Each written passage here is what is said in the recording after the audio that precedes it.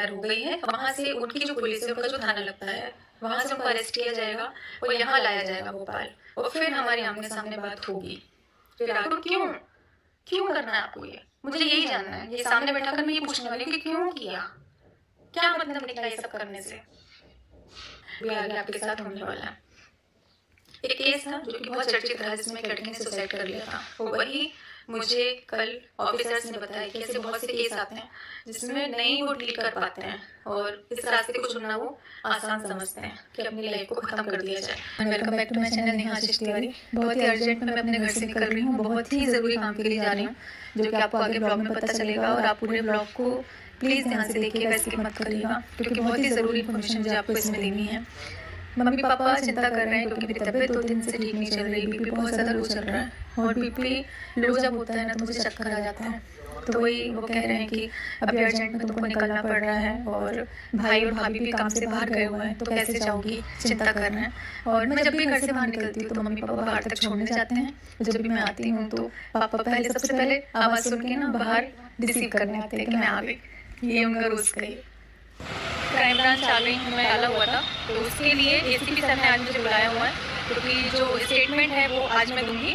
हम यहाँ पर आए थे जब हमने कंप्लेंट डाली थी पूरे स्क्रीनशॉट के साथ में, जो भी हमें परेशान कर रहे थे, जो भी उन्होंने बोला हुआ था, वो सारे आईडीज का हम यहाँ पर कंप्लेंट करके गए थे, जिन पर आज एफआईआर होगी और जो भी प्रोसेस है वो आगे जाएगी। तब मैं ही भाई के साथ में, चीनू के साथ में, और वो फिर सारी प्रोसेस हम यहाँ पर करके गए थे। उसके आगे का होना है, जो भी होना है, जैसा भी होगा। हम सारी डिटेल्स यहाँ पर देकर गए थे, कुछ फॉर्म थे जो मुझे फिल करने थे, वो सब कुछ मैं यहाँ पर करके गई थी। अब आगे जो इनका काम था वो यही था कि इन पर कुछ पर्सनल में मैसेज किए गए थे, वो भी मैंने यहाँ पर स्क्रीनशॉट लगाए हुए हैं। जो उन्होंने बोला हुआ है वो सब कुछ यहाँ पर मेंशन किया हुआ है कि क्या क्या शब्द मुझसे बोले गए हैं, किस टॉपिक पर बात की गई है, और अब आगे जो भी कार्रवाई होगी इनके खिलाफ इसी पर की जाएगी कि आपने इन शब्दों का उपयोग कैसे किया। तो वही सब कुछ है जो यहाँ पर हम देकर गए थे, और इन्हीं पर आगे का एक्शन और आगे की कार्रवाई की गई थी। उसके बाद एक बार और मुझे क्राइम ब्रांच बुलाया गया था, कुछ इन्फॉर्मेशन उनको चाहिए थी, जिसके लिए यहाँ पर मेरे साइन लगने थे। तब मैं फिर से यहाँ पर आई थी।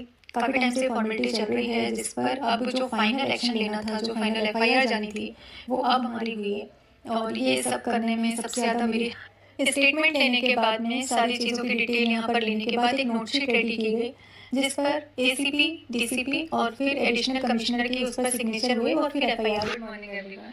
कल सीधे बुटीक निकल गई थी क्योंकि शाम हो गई थी। मुझे ऐसा लगा 1-2 घंटे का काम है, जल्दी से हो जाएगा, लेकिन बहुत टाइम हो गया। लीगल प्रोसेस से खैर टाइम लगता ही है, और 2 दिन से बुटीक नहीं गई थी तो बहुत सारा काम पेंडिंग था, तो आगे का जो ब्लॉग है कंटिन्यू नहीं कर पाई। अभी आपसे कल नोटशीट रेडी हो गई स्टेटमेंट के बाद में, और एसीपी सर, डीसीपी सर ने उसको देखने के बाद में तुरंत ही एक्शन लेने के लिए कह दिया है। एफआईआर हो गई है। वहाँ से उनकी जो पुलिस है, उनका जो थाना लगता है, वहाँ से उनको अरेस्ट किया जाएगा और यहाँ लाया जाएगा भोपाल, और फिर हमारी आमने सामने बात होगी। फिर आगे वो मुझ पर डिपेंड करता है कि मैं आगे क्या करूँगी, क्या करना चाहती हूँ। तो जिनको भी ऐसा लगता है कि वो कुछ भी करेंगे और कुछ नहीं हो सकता है, अपनी फैमिली के साथ में मैं सिर्फ आगे बढ़ने की कोशिश कर रही हूँ, मेरी बेटी के लिए, मेरे लिए। और जब आपने किसी भी चीज़ के लिए मेरी हेल्प नहीं की है, तो अब मुझे डिस्टर्ब करने का कोई मतलब ही नहीं बनता है। और आपको अगर ऐसा लग रहा है कि आप ऐसा करेंगे, मैं ऐसा होने दूंगी, तो ऐसा बिल्कुल भी नहीं होने दूंगी, क्योंकि आपने किसी को मेंटली इतना हेरस किया, उसकी मेंटल हेल्थ पर असर पड़ा। ऐसा नहीं है हम अगर ऐसा बोले कि हमें फर्क ही नहीं पड़ता, ये गलत है। हमें फर्क पड़ता है, किसी के कुछ भी बोलने से हमें फर्क पड़ता है। तो जब हमने रिक्वेस्ट करी थी, आप नहीं मांगे, तो अब ये आपकी जिम्मेदारी है जो होने वाला है। एक केस था जो कि बहुत चर्चित रहा, जिसमें एक लड़की ने सुसाइड कर लिया था। वो वही मुझे कल ऑफिसर्स ने बताया कि ऐसे बहुत से केस आते हैं जिसमें नहीं वो डील कर पाते हैं, और इस रास्ते को चुनना वो आसान समझते हैं कि अपनी लाइफ को खत्म कर दिया जाए। कल अंदर का जो भी शूट था वो मैंने नहीं किया हुआ है, क्योंकि यूनिफॉर्म को दिखाना रूल में नहीं आता है। और उन्होंने बोला है कि आगे जो जब इन लोगों को यहाँ लाया जाएगा, वो व्लॉग शेयर करने की परमिशन मुझे दी जाएगी।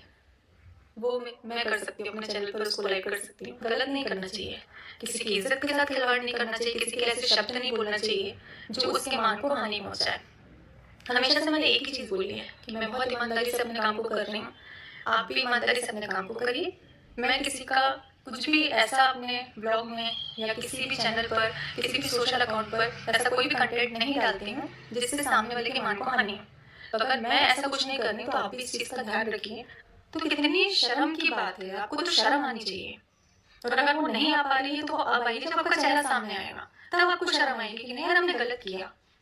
जितने भी लोग हैं उनके अकाउंट पर जाकर बकवास करना, नेहा नाम का यूज करना। तो नेहा नाम का इस्तेमाल करने का राइट मैंने किसी को भी नहीं दिया। आप मेरी परमिशन के बिना ये नहीं कर सकते हो। आप इस तरह से मेरे नाम को नहीं गिरा सकते हो। क्यों? ये सोच कर कि आगे जाकर ये जो मेरी प्रोफाइल है वो मेरी बेटी देखेगी। अभी वो छोटी है, अभी उसको इतनी समझ नहीं है।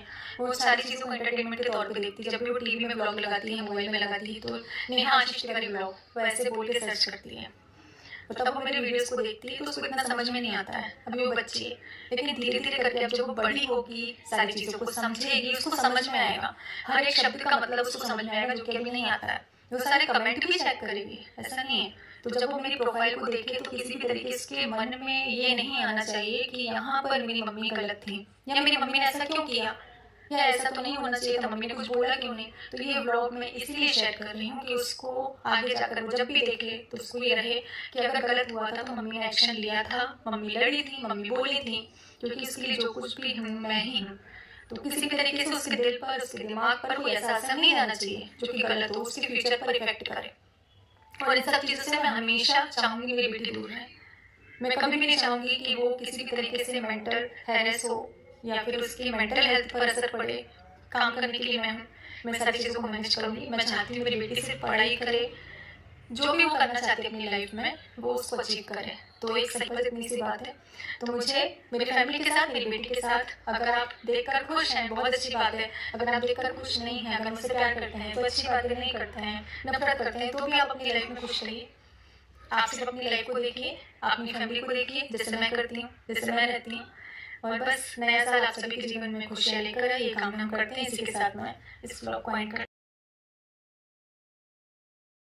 तो गाइस देखा आपने, ये ना साइबर क्राइम में गई थी, जो मतलब बहुत लोग थे ना, अलग अलग वीडियो बना रहे थे इनके बारे में शायद से, तो इस वजह से और बनेगा ही। और ये कंप्लेन करने गई थी, कंप्लेन भी किया इन्होंने, और ये कह रही थी कि हम सामने सामने बैठेंगे। आपको बता दूं कि हाँ, कंप्लेन हुई थी, इन्होंने कंप्लेन किया था। जो सारी चीज़ें हुई थी सोशल मीडिया पे, तो इन्होंने कंप्लेन डाला था। तो इस वजह से उनकी पूरी फैमिली जो थी ना, जगत भैया की सारी फैमिली गई थी भोपाल के लिए।